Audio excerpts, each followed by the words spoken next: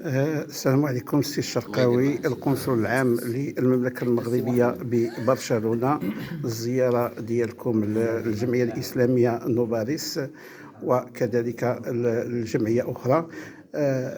اش تقولوا لنا على هاد الزيارات بجوج وهذا الانفتاح؟ ربما أنه انفتاح جديد على المغاربة وعلى الجالية المغربية بالخارج. بسم الله الرحمن الرحيم. شكرا الأخ محمد. بديئا لبدء أود أن أجدد لك والإخوان الشكر على الالتفاتة هذه. حقيقة اليوم كانت فرصة جد مهمة بالنسبة للقنصلية لتتعرف على يعني الترين وعلى الحقيقة اللي موجودة هنايا في هذا الباريو ديال نوباريس. بطبيعة الحال بالعون ديال السلطات الإسبانية والسلطات البلدية، بحيث كما كتعرفوا القنصلية بدات في واحد دينامية جديدة. كون هاد المواعيد وهاد الديجيتاليزاسيون، حنا كان لابد من أن نزيدوا نتواصلوا مع الجالية ديالنا باش نشرحوا لهم يعني الأهداف اللي كاينه وراء هاد المخطط هذا. اللي حقيقة هذه رغبة كانت جات من الجالية ديالنا باش نزيدوا نتقربوا معها. هذه من جهة، ومن جهة أخرى الأهمية القصوى يعني اللي تيليها سيدنا نصره الله، كون التوجهات ديالو.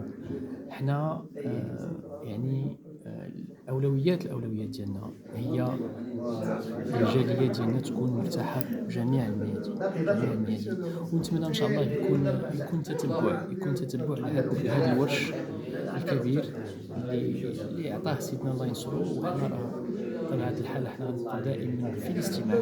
وشكرا جزيلا. بالنسبة للدور الفعاليات ديال المجتمع المدني هنايا، واش كاين شي دور في الدفاع عن الوحدة الترابية في واحد كتعرف أن المغرب اليوم مستهدف من طرف بعض ما غنقولش الجارة، وإنما مستهدف. واش كاين شي استراتيجية اللي دايرها القنصلية فيما يخص التعامل مع فعاليات المجتمع المدني هنا في كاتالونيا؟ انتم كتعرفوا سي محمد بان حنا يعني التوجهات اللي كيجونا لا سيما من وزاره الخارجيه، حنا كنمشيو في هذا المخطط. بطبيعه الحال المجتمع المدني موجود ويستجيب للنداءات كاملين، ولكن نتمنى ان شاء الله يكون تواصل ما اكثر بيننا والتواجد ديالهم للدفاع عن المقدسات ديالنا.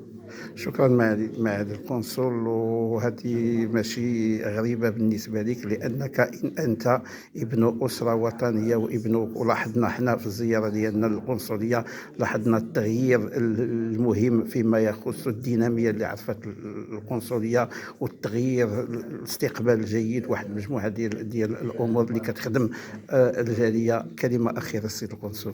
نتمنى يدخل علينا هذا الشهر هذا بالصحة والسلامة للجميع. شكرا.